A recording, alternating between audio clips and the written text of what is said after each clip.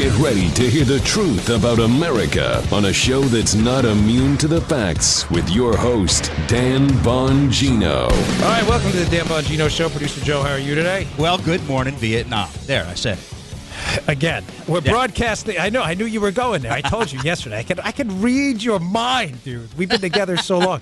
We're broadcasting from Ice Station Sean Hannity in Vietnam using the Hannity studio. We got a bunch of special guests here.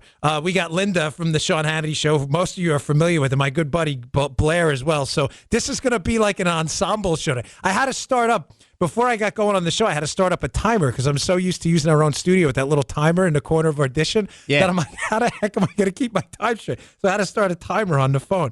So, listen, I got a lot to get to today. Today's going to be an interesting show because I've been up all night and I'm a little loopy. And for the first time in a long time, I actually took a sleeping pill. You know I'll read you in on my program. And I woke up here. So just to tell you what's going on, folks, so we're at the opposite of Eastern time. So when it's 6 in the morning there, it's 6 at night here. So I'm trying to stay on Eastern time like Linda and the rest of the Hannity team because all my work, podcasts, and everything's on Eastern time. So I go to sleep at 8 o'clock in the morning here, which is 8 o'clock at night in Florida. And I'm figuring I can rack out for at least like 4 or 5 hours and I'll be golden. So what happens, of course? Midnight, 12:15, I get up and I am up. I mean, up like I had just run a Blair Cullen marathon. This guy's like a triathlete next to me. It's embarrassing. You think I'm all arthritic and falling apart. We get this guy next to me. He's like 4% body fat, and he runs marathons and stuff. So I am wired at 12:15. I cannot go back to sleep. And you know, folks, I am Mr. like anti-pharmaceuticals no matter what. I don't even take Advil for my disgustingly rotting joints. So I'm up, and I'm like, I got this long day. I got to meet producer Joe in the morning. I got all this stuff going on. I got to get some Z's. So I had an Ambien with me. So I pop an Ambien, and, man, I was out.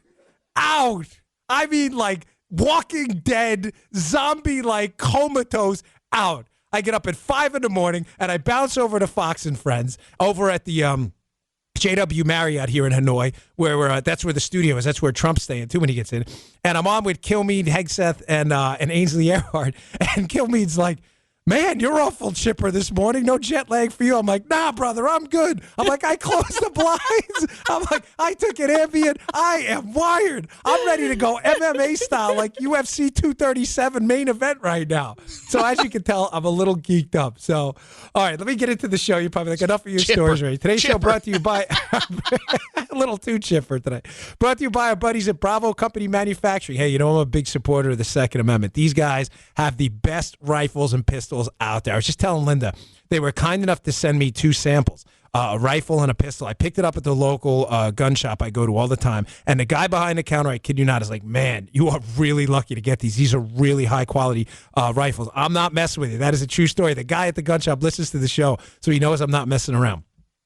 Owning a rifle is an awesome responsibility, and building rifles is no different. Bravo Company Manufacturing was started in a garage by a Marine veteran more than 2 decades ago. Bravo Company Manufacturing, or BCM for short, builds a professional-grade product built to combat standards. It's because BCM believes in the same level of protection that should be provided to every American, regardless if they're a private citizen or a professional. This is not a sporting arms company. They design, engineer, and manufacture life-saving equipment. BCM assumes that when a rifle leaves their shop, it will be used in a life or death situation by a responsible citizen, law enforcement officer, or a soldier overseas. So quality matters to them. Every component of BCM rifles is hand-assembled and tested by Americans in Heartland, Wisconsin, to a life-saving standard. Learn more about BCM, Bravo Company Manufacturing. Head over to BravoCompanyMFG.com. Tell them we sent you, where you can discover more about their products, special offers, and upcoming news. That's BravoCompanyMFG.com. Need more convincing? Check out their YouTube channel, youtube.com/Bravo Company USA. All right, let's get into this here. So, you know, this 2020 primaries brought out the worst with the left. We always knew they were radicals, big government socialists. I mean, that's always been just embedded in the genetic code of the Democrat Party. Yeah. But in order to obtain power, they've occasionally tried to moderate and bring it back to the center. We saw that in the second term Bill Clinton. He gave the speech, of course, at the State of the Union where he said the era of big government is over. So to maintain power, they realized that far left radicalism and big government power really doesn't work. Well, that's gone out the window.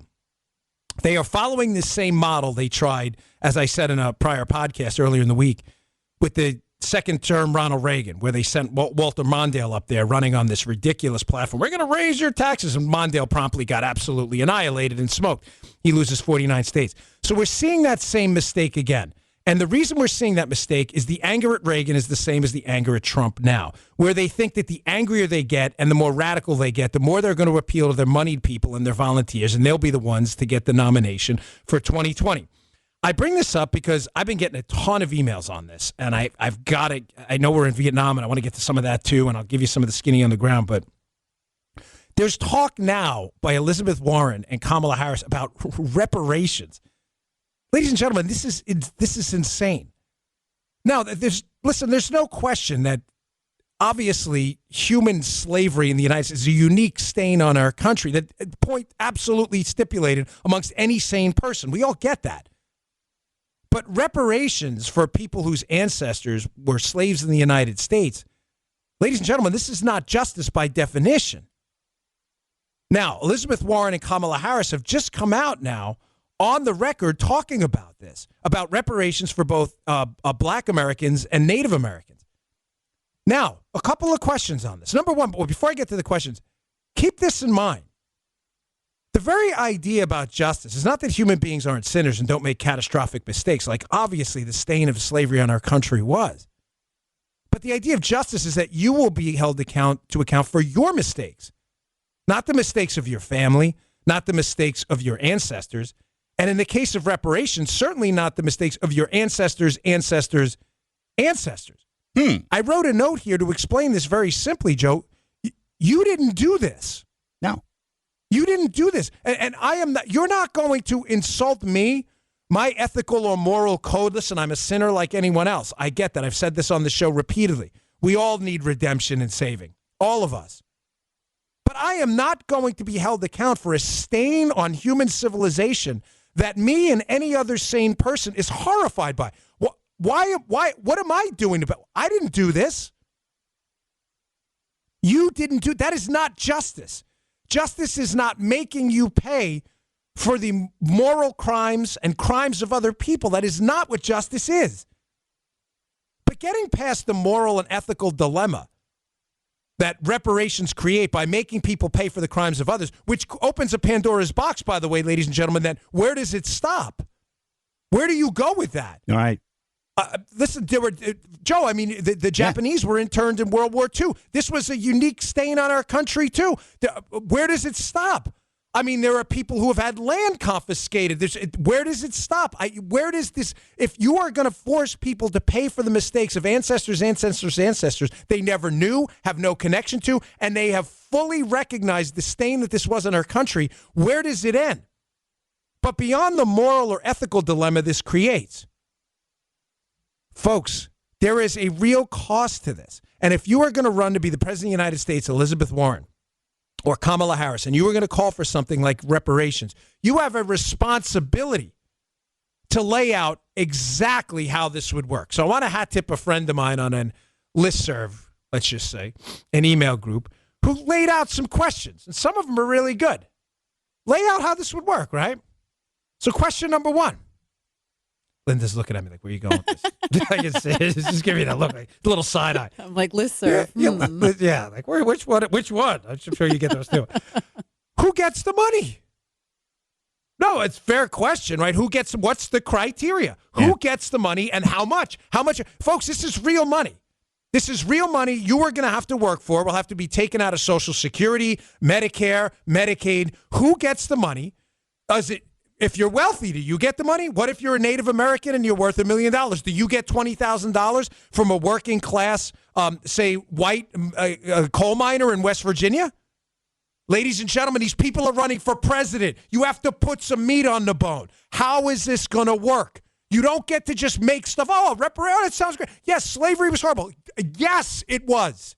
It was a horrible stain on this country that we teach about so it never happens again. But you don't throw something out there and then just say, who's going to pay for it? I don't know. Who pays for it? Even Chewbacca's trying to figure it out. Did you hear that? You can hear Joe's. Yes, Joe's drops. Joe is the word. Linda's laughing. Joe. I'm like, what Joe was is that? Did you hear Joe? Like I don't even have to see Joe. I know like, when he's Joe, gonna like that throw is some. an excellent impersonation. Yeah, he does. He does do good. A little too good. But I know sometimes he throws me off. I don't even realize it's him. How much are they going to get? 20,000, 50,000? Is it dependent on your income? You're running for president. You have to put some meat on the bone. You can't just say that without laying out exactly how this is going to go down. Question number 2. Is the money dependent on what percentage African American or Native American you are? Listen, ladies and gentlemen, This is a fair question.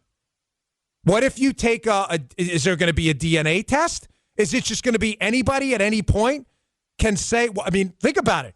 What if you're, if you're from Jamaica or you happen to be black, but you have no ties whatsoever, your ancestors to, this epic stain that was slavery in the United States in our early years. Right. Do you get reparations? Joe, is it not a fair question? Yeah, it's one I didn't even think of.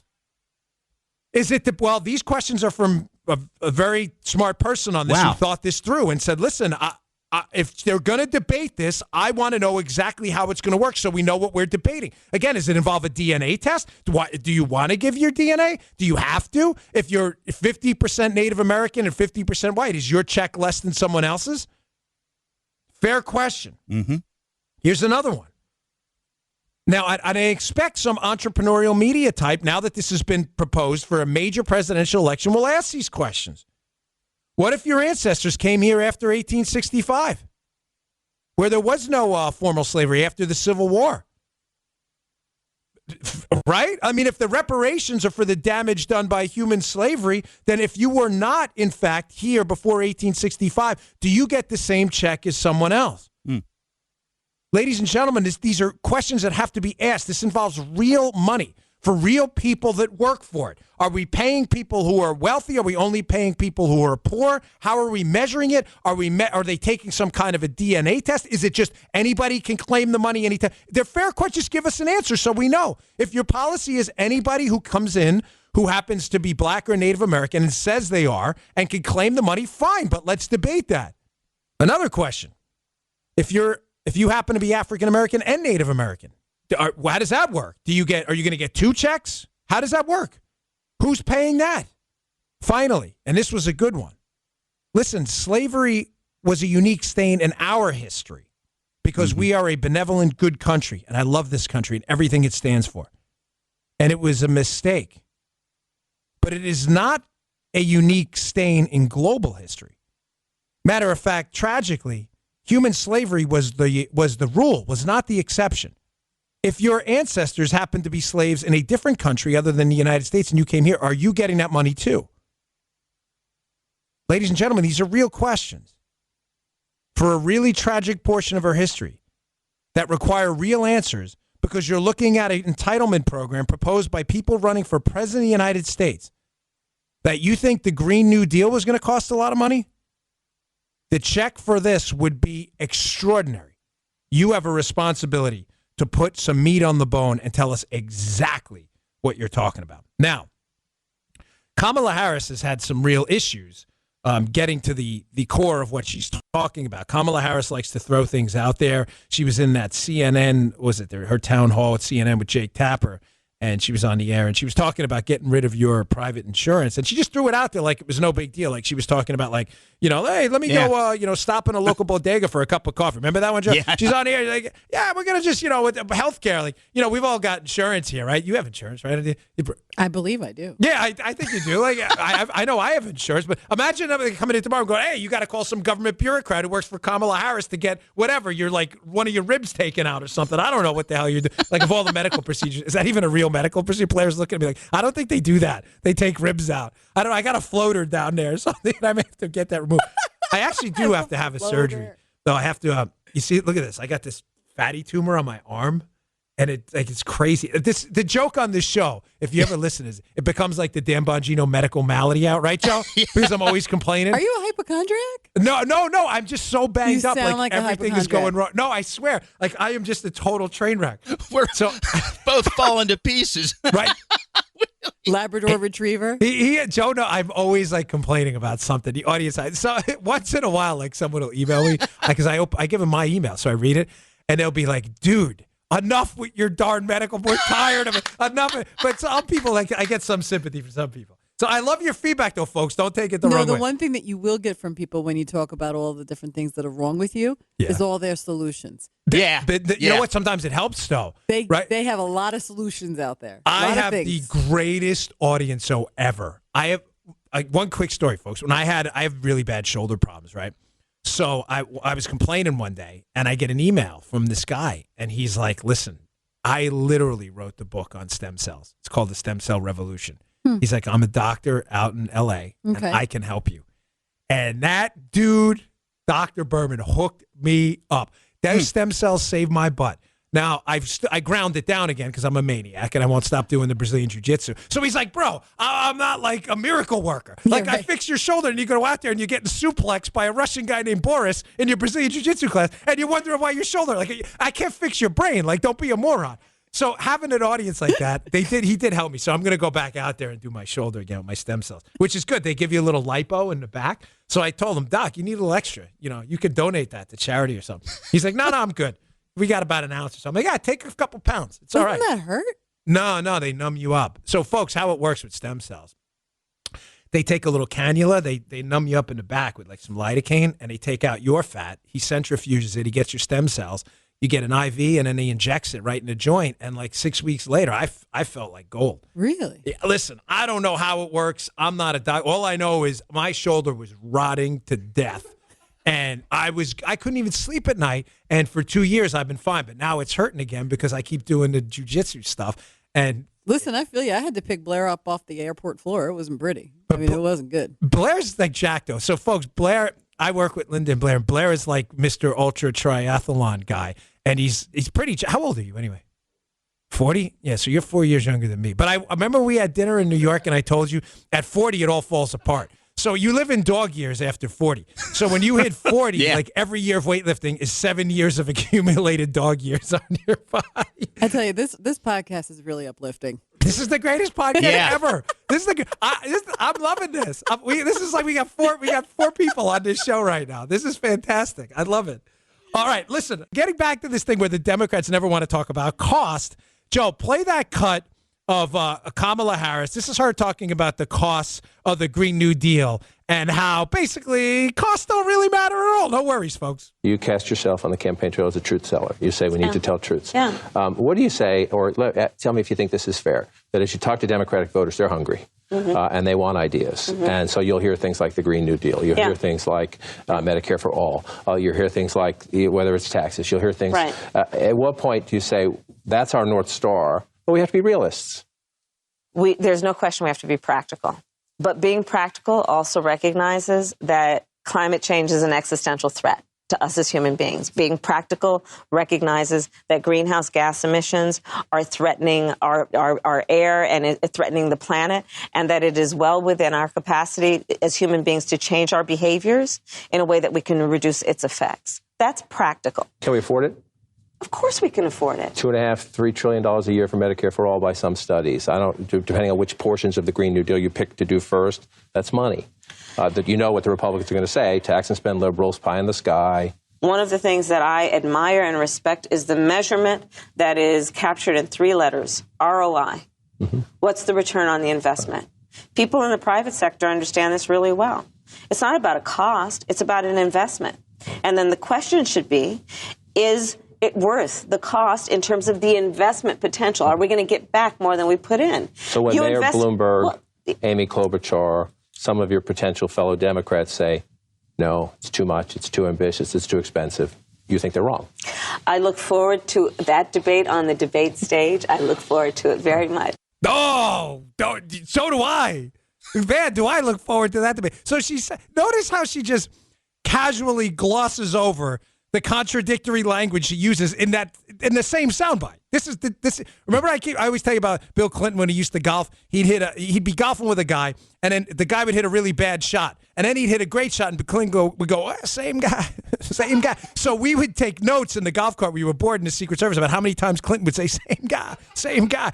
This is the same lady. In one sentence, he says, listen, costs don't really matter. It's about return on investment.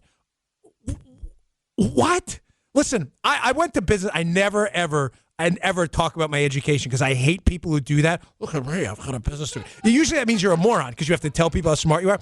But in this case, I only tell you I went to business school, not to impress anybody, but because this isn't even like accounting 707. This is like kindergarten 101. Return on investment requires a cost. Let me give you a simple example for the liberals out there having a really difficult time with this here. Let's put this together, right? Joe, have you ever had an investment advisor? You go to a guy, financial guy. Linda, you got a financial guy. Yeah. Everybody's got a financial guy, right? I got a guy. You got a guy. Everybody's got a guy. I got a guy. Philly. He's got a guy. We got a guy. Everybody, when you're from Philly, they got a guy for everything. We got lots of guys. Yeah, everybody's got a guy. You got a guy from everything from a hoagie down the block or a sub. Oh, hoagie in the house, I know. Bongino. I'm using a Philly talk. In New York, it's a sub. So just out of it, that's an ode to Linda. Very impressive. So everybody's got a guy, but when you go to a guy for an investment like that, does the guy ever say to you, "Hey, tell you what, Joe, we are going to make this big investment, whatever it is. I see GE stock is moving today. We're going to do it. Everything is great. This is terrific, but it's going to cost you nothing." Have you ever heard that in your life? No. Just throw it in. No, okay. Was it not a trick question, right? No. And not setting Joe up. Of course not.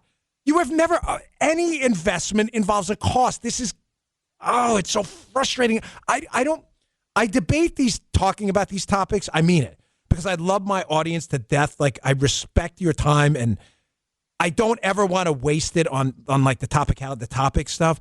And sometimes I sit there and I wrestle with this. Like, do I even talk about how stupid this is? But I feel like if I don't, then you don't know what's going on and you don't have the tools to go at it with the left. She says in one thing, it's about a return on investment. An investment return is all about the cost of the investment. Hurdle rates, opportunity costs. You know what a hurdle rate is?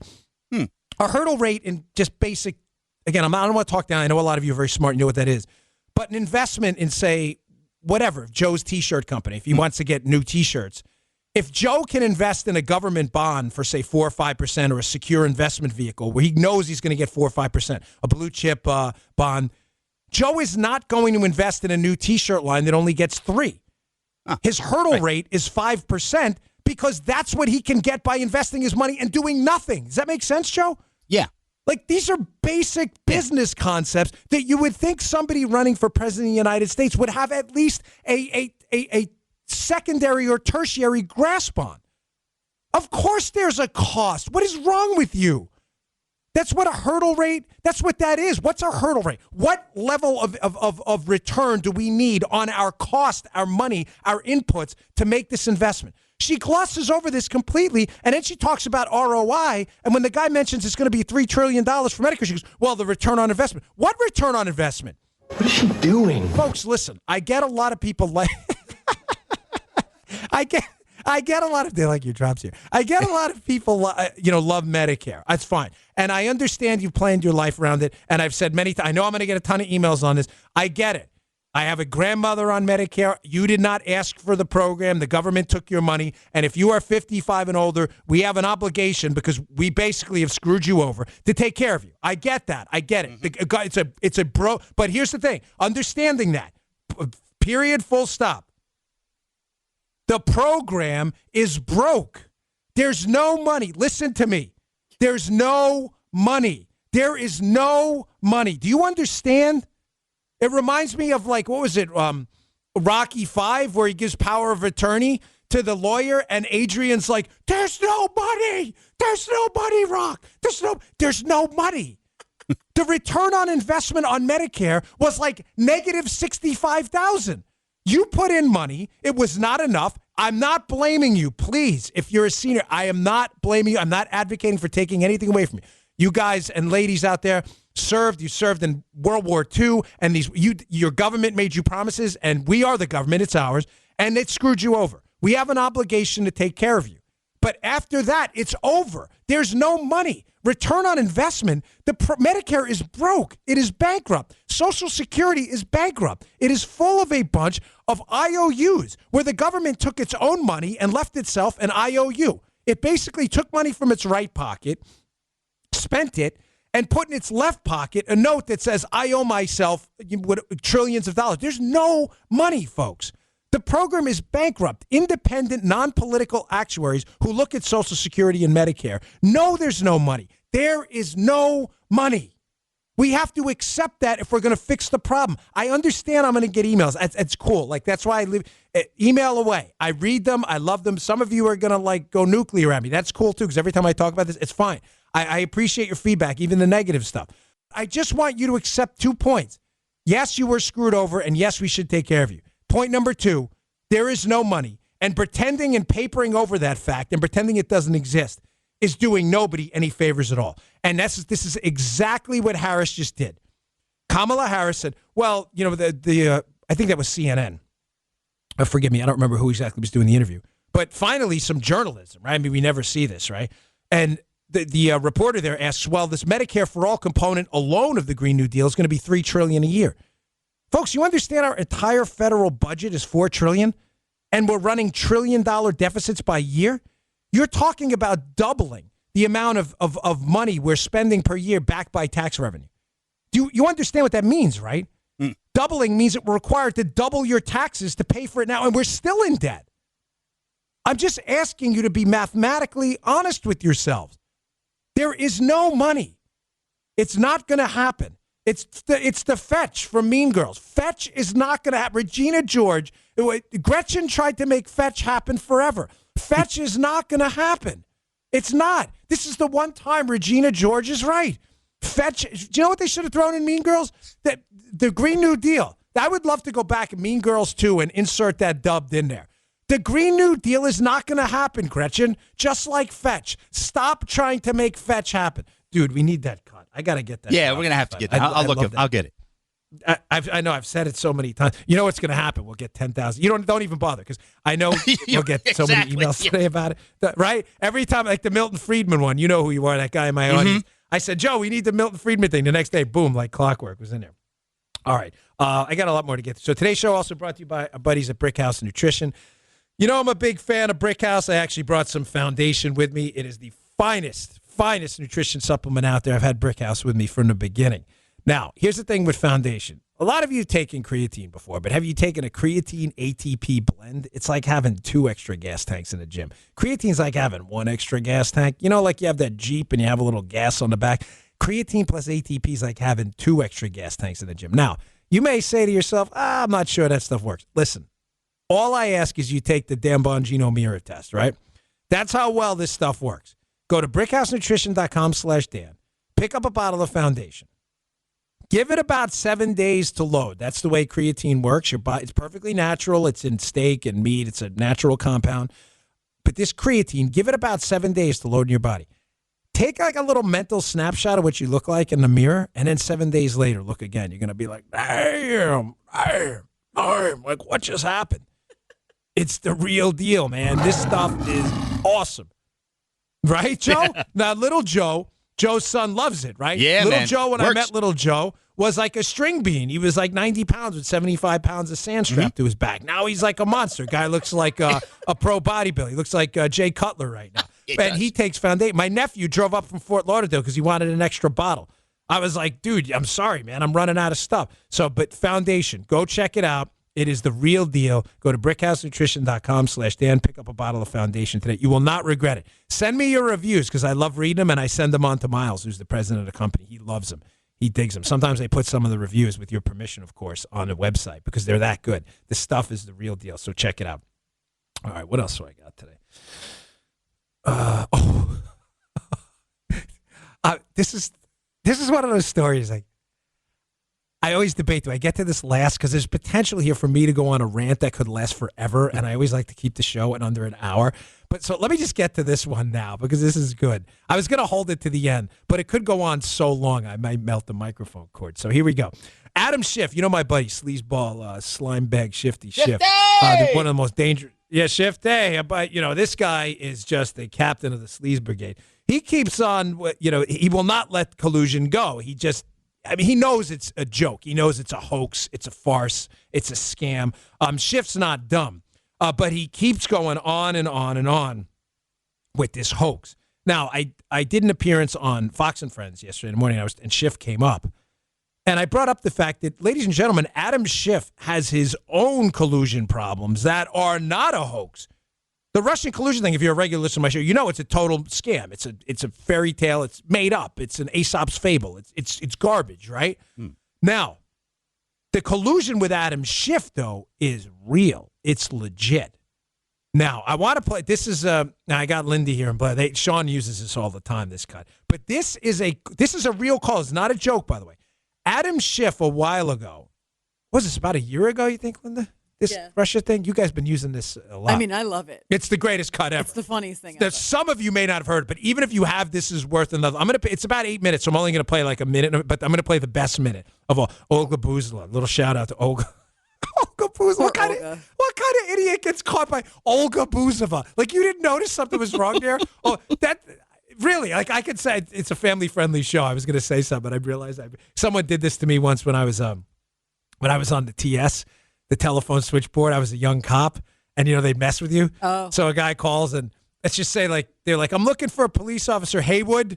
Yeah, if most of you who know the joke know what the last name was. I can't say it because kids listen to the show. Yeah. But let's just say when you went over the PA and said, I'm looking for Haywood, you do this to me. It was pretty embarrassing. Now, I didn't catch on back then, but I'm pretty sure if a Russian called me and said that they had evidence of Donald Trump engaging in activities, let's say, with Olga Buzova, I would ask a question like, Olga Buzova, can this possibly be real? So this is Schiff getting prank called. He doesn't know it's a prank. He thinks this is legit, by two Russian hoaxsters, and actively trying to engage. He thinks these are real Russians, to collude to get dirt on Donald Trump. Play that cut. Hi. All right. I'm going to put Mr. Schiff on the phone, and then I guess, are you going to transfer him to Mr. Parubi? Yes, of course. Great. Thank you. Hi. How are you? Hello, Mr. Schiff. Thank you for your time. Thank you, Chairman. I appreciate the opportunity to speak with you. I know that you work for investigation regarding Trump and Russian government. Yes. We know some important information about that. And that is documented as well in materials you want to provide to us? Yes. Could I explain you where we are? Yes, of course. But, again, I would just caution that our Russian friends may be listening to the conversation, so I wouldn't share anything over the phone that you don't want them to hear. No, I don't think that it will impact on our investigation. Yes. Well, please go ahead then. In November 2013, Mr. Trump visited Moscow. He visited competition Miss Universe, and there he met with the Russian journalist and celebrity Ksenia Sobchak. I'm sorry, can you explain that again? While he was in Moscow in November 2013, he met with a journalist and... Well, she's a poor journalist, but anyway, she became famous because of Putin is her godfather. Okay, Putin's godfather. Okay. She also known as a person who provides girls for escort for oligarchs, and she met with Trump and she brought him one-hour Russian girl, celebrity Olga Buzova, who also known as a person with a strange reputation. Olga, and how do you spell her name? Olga Buzova. What kind of an idiot? The best part is he says, how do you spell her name? And he goes, Olga Buzova. Like, who gets taken by that? Olga Buzova. At least produce at least when they did like the Papadopoulos setup, the Russian they bring was Olga Vinogradova. Like, that was a name that made more sense. Olga Buzova. And this numbskull, didn't get, and I loved at one part. Yeah, she's a poor journalist. She's like he knows it, feeding into the whole fake news. Like, you think this guy would catch on? She's a poor journalist, and she bring 1 hour Russian girl Olga Buzova. And I love the way he these Russian pranksters. I don't know who these guys are, but he goes, and let's just say she has a poor reputation. And this idiot never catches on at all. This thing goes on, by the way, folks, for 8 minutes. So this is Schiff. Keep in mind, he thinks he's actively colluding with real Russians. He doesn't realize he's getting smoked up here the whole time. Now, that's old news. I just played that for a little comic relief to show you what a sleazeball Schiff is. But the newer news on this is there's a great piece in the Washington Examiner today. I have up in the show notes at Bongino.com. Please read them. The articles are really good today, including one by Matt Palumbo at Bongino.com that's crushing it right now. What was I going to? Oh, yeah, the one question to ask socialists. So hopefully I'll get to that in a minute. But check out the show notes. There's an article in the Examiner that Schiff has a real problem here, folks. He met at this Aspen conference out in Colorado. While the whole hearing was going on, he met with Glenn Simpson. Ladies and gentlemen, this is a big deal. I said it on Fox and Friends yesterday morning that you have to understand Simpson is the producer at Fusion GPS of this entire dirty dossier that's used the entire time to spy on the Trump team and filters its way into the FISA court as a weaponized document, political document to spy on the Trump team. He met with him at this conference. Now, his Schiff's people, I'm not even going to say in his defense because you can't believe anything coming out of their people's mouths. They're such slime bags. But they're saying, oh, well, it was just a casual meet. This is like everything with, you ever notice like everything with them is always, oh, it was just a mistake. Remember like Loretta Lynch on the tarmac with Clinton, like, oh, it was just a mistake. Meaning like, this is why like Joe and I barely ever leave the house. Because if you're a Republican and this quote mistake happens, right, you're done. Can you imagine like sitting there one day and like, me and Sean Hannity were meeting with someone who produced an Oppo thing on Obama that was used to spy on the Obama team. Oh, my God. Well, that picture would be on the front page of every newspaper. But because Adam Schiff did it, he gets a complete get-out-of-jail-free card. Folks, this guy is a slime bag. He needs to get off that committee. He's the chairman now. He should have no oversight role in this whatsoever, and he needs to recuse himself until he can fully explain and account for why he was meeting with the person who produced the dossier used to spy on Trump that he's investigating. This guy has already colluded and attempted to collude with Russians. I just played for you the tape. No one's denying, by the way, that he met with Glenn Simpson. No one's denying that happened. That actually happened. Mm-hmm. Yeah, but he said when he met with him, it was just casual chat. Casual, like you didn't real. It's casual. Don't believe this, do you? Well, of course. It's Adam Schiff. Very, very. I mean, he's wearing his salmon pants on the golf course. You know what's scary with your Philly accent is I am so out of New York. Like I've been out of New York for almost 20 years. It's not a Philly accent. That's the problem. It's that if I were to hear that now, I've lost my New York edge. I would think it was a New York accent. It is a New York accent. Basically, my accent is it's a bastardized version of both. It's like because it's like they're married and they hate each other and they can't get divorced. It's like Yorkadelphia. They're just trapped in my mouth, in a vicious way. This Philly New York. Because sometimes when I'm listening to Hannity and you turn your mic on the radio show, I'm like, gosh, she's such a New Yorker. But I'm thinking, I know you're not from New York. It's like a Philly thing. Well, the problem is I've been in New York for so long. So how long have you been in New York? 15 years. So the issue is that I have this New York accent. But then you say hoagie or phone or home, and I have that weird O thing that only people in Philadelphia That's have. A Philly thing? It's only that's a a Philly Baltimore thing, Let me ask you something about... Yeah. Baltimore, right, Joe? Yeah. You can't even say Baltimore. There's no T. There is no T amongst native Marylanders. It's Balmer, right? B-A-L-M-E-R. Right? Balmer, right? As soon as Linda said that, I went bing, bing, bing. I got it. Oh, hon. Yeah. It's terrible. It's terrible. When in Philly, does that Rocky statue drive them crazy? No, we're obsessed with it. Is it? Rocky is my hero. My brother just went to the museum. It's the art museum, right? Yeah, it's a Philadelphia And Museum I noticed instead of keeping it at the top, a couple of years ago, they moved it down to the bottom.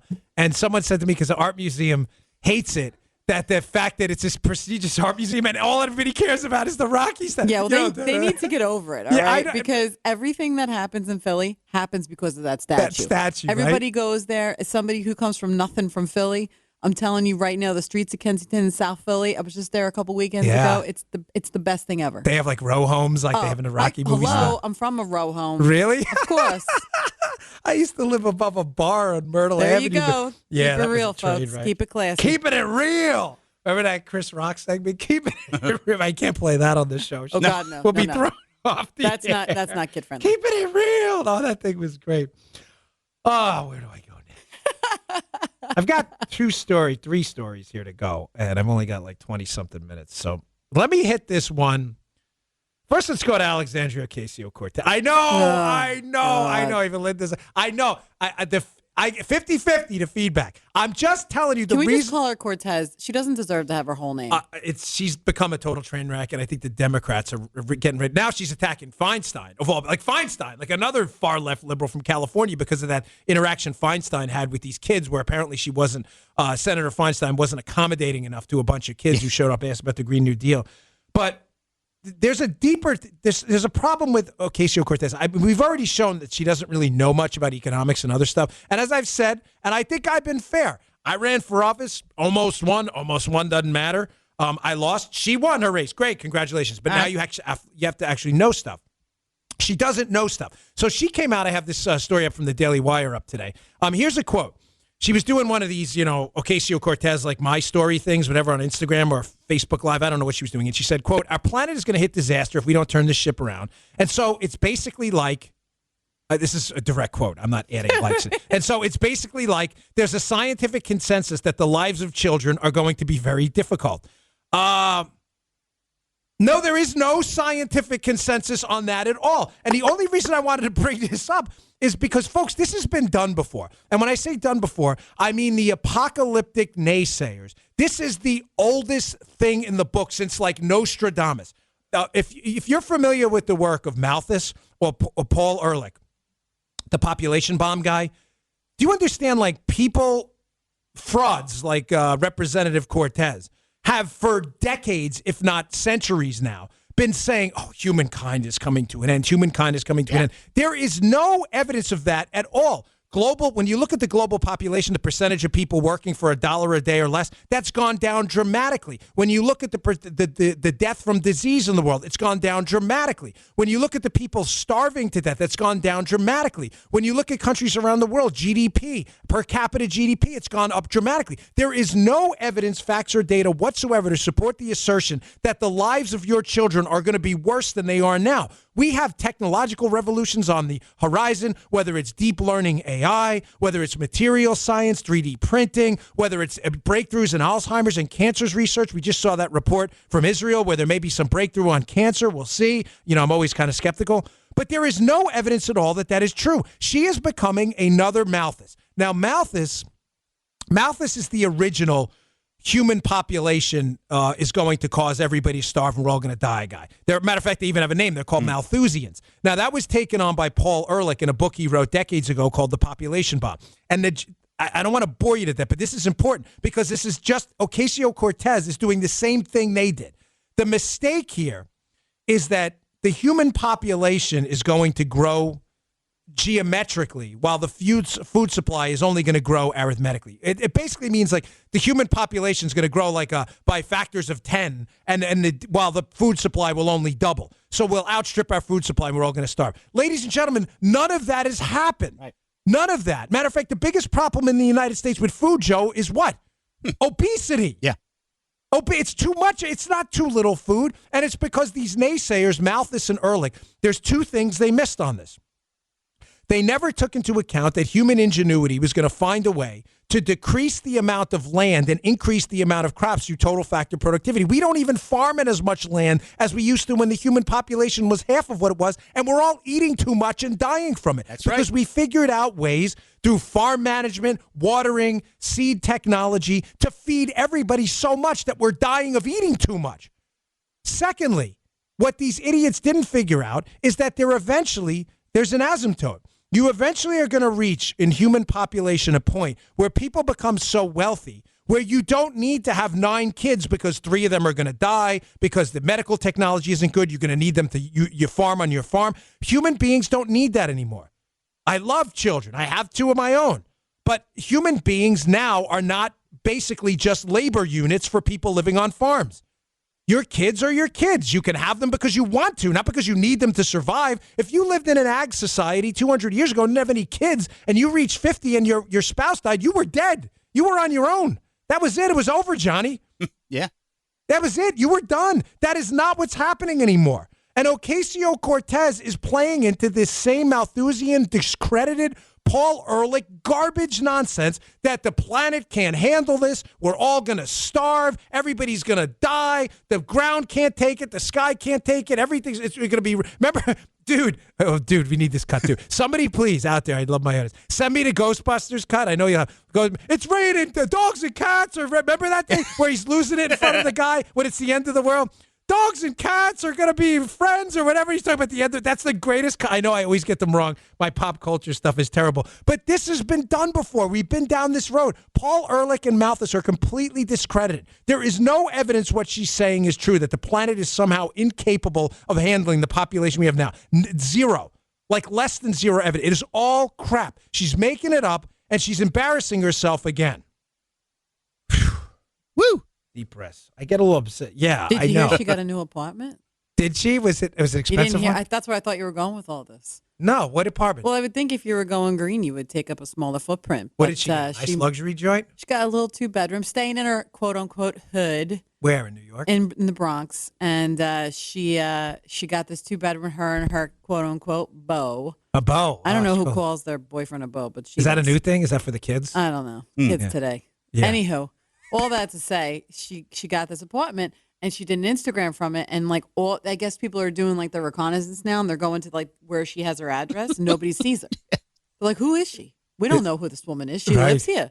So then they're like, she's like, I moved, okay, and like I don't have to like publish my address because people are trying to kill me because they want to kill the Democrats. Is it a playa house? Like when you see it? I think it's just like, I mean, listen, when you go from a 1-bedroom to a 2-bedroom in New York, everybody knows it's a big deal. Yeah. Oh, yeah. It's a really big deal. So she's clearly paying more money.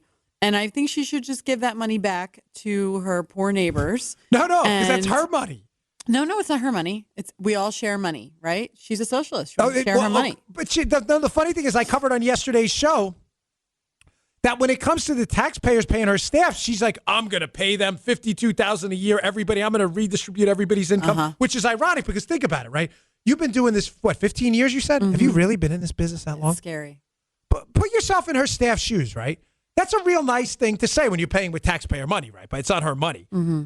But how do you feel if you're a staffer on AOC's staff and you've been at this 15, 20 years working your butt off? You've been on ledge committees. Finally, you're some chief of staff or whatever, and you're getting paid like someone who just came out of the internship. I mean, come on, listen. I don't know, but what was your starting salary? I remember what mine was. $23,800. So was mine. I don't remember. It was $23,000. So I don't know if it was $800, but it was $23,000. And I got checks from the NYPD, and I think we got paid every 2 weeks. I'm trying to do, and I think my check was like $580 every 2 weeks. And I lived in a $300 a month apartment, could barely pay the bills. My apartment was, it started out at $750, went up to $1,000 a month. I ate Rice Krispies every day. Oh, man. It was not, really? Dude, like legit. Like you don't live in New York anymore, though. You bounced. I just moved. Yeah. I just moved. We can't give it. So unlike Ocasio-Cortez, I can't tell you when they live in this Hannity show, these liberals will come hunt you down. They'll kill me. They're like legit dangerous. They are. All right, what else am I getting? Oh, this story. I said this before. I don't want to blow it. It's our own website, right? But I got to promote our own stuff. So my buddy Matt Palumbo, who is the resident fact checker. One more thing about Matt. So Matt, this lunatic, Seth Abramson on Twitter, who's losing his mind now that the collusion fairy tale's falling apart. This guy is allegedly some professor somewhere. Yeah, Joe, no, I bring him up a lot. Yeah. But he went after us on Twitter. He's like, buy these books about the Russia hoax. And they're all liberal books that are all like Fire and Fury or whatever and other books. And he's like, and don't buy these books, Greg Jarrett and Dan Bongino. And he says, these books are full of misinformation. So he gets ratioed to death on like people just destroy him on Twitter. And they're like, you realize Bongino footnoted it with left-leaning sources, right? Like the New York Times. Just read the book, folks. Just look, matter of fact, don't even read the book. Just go to the footnotes. It's all CNN, New York Times, Washington. We did that intentionally because we knew lunatics like Seth Abramson would try to discredit the book later. Now, keep in mind, he's never read the book. I bring that up in terms of Matt and some of his writing because I DM Matt, and I'm like, Matt, I'm in Vietnam. I got so much going on right now. I'm like, I don't have time to go after this lunatic today, but I like a good Twitter fight. So I had to outsource my trolling. So I said, Matt, just go after this maniac. So he posted Abramson. He's like, please show us where the misinformation. I'll take just one thing. Just give us one page of where we're wrong. And of course, utter, complete, total crickets, radio silence, because he doesn't have anything. So Matt's good at that. He's like the resident fact checker. So he did this piece It's a really good one, by the way. It is let me pull it up on my phone. The internet service here is killer, by the way. It's so good. It's better than my house sometimes. So the piece is under our Debunk This section at the website, Bongino.com. And it's titled, "This One Question Turns Socialists into Capitalists." And it's great. So he lays it out. Obviously, the question is, are you willing to pay for this, or are you willing to pay more yourself for these programs? So he gives the two programs that are really popular right now amongst these liberals and stuff, one of them being Medicare for All. And, of course, this thing polls 70% amongst these liberals that support this Medicare for All, or 70%, among just general folks that all support Medicare for All. But when you ask people if they support Medicare for All and you include the price and the tax cuts, all of a sudden support drops dramatically. Only 34% still favored Medicare for All. So, this goes back to, I'm kind of wrapping up the show. This will be the last segment here. Tying it into the beginning when we talked about everything from the reparations to Kamala Harris's support of the Green New Deal, how everybody likes to talk about what they're willing to give away, but they never like to talk about where the money's going to come from. Milton Friedman, one of the greatest lines ever.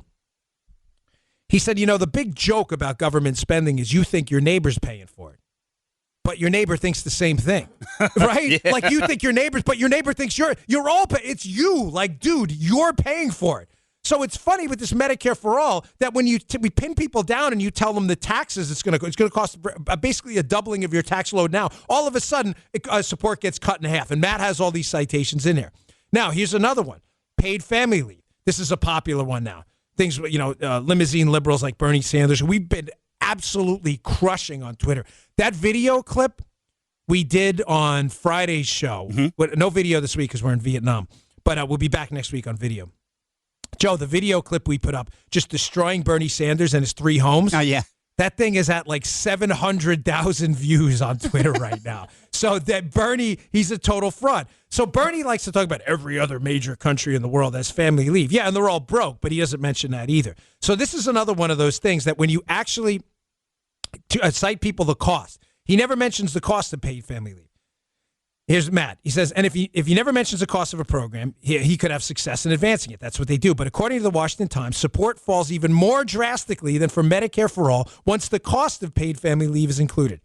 At $450 a year in higher taxes every year, the minimum price, folks, we're being generous here because we're not liberals and we don't exaggerate. The minimum price for a small-scale federal program, fewer than half of Americans would support paid family leave when they find out, even at the low end, how much it would cost. Actual costs would likely run much higher. The Heritage Foundation estimates that a 12-week leave program with bennies equal to 45% of pay would cost the typical household $570 in taxes a year. For full wage benefits, the cost soars to $1,300. Oh! Yeah, that's right. That's big dough. That's big dough. We don't all have Bernie Sanders money in his 3 houses and his lake house.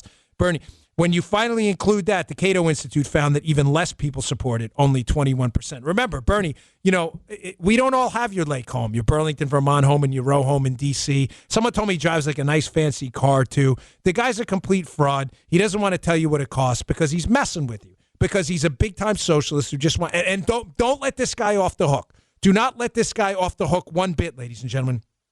This guy, regarding socialism, he's now trying to run away a little bit from what's happening with Maduro in Venezuela now that the shots have been fired by these maniac socialists down there in this Venezuelan regime. Do not let any of these clowns off the hook. You supported socialism. You own it. You're an accomplice to its death and destruction. Tattoo it on their foreheads. Do not let them escape this at all. Oh, that's a different kind of socialism. No, it's the real socialism, the bullets kind. That's the only socialism out there. You mutts. Don't let them get away from it at all. It's true. Don't tattoo it on them. They supported socialism. They need to own it.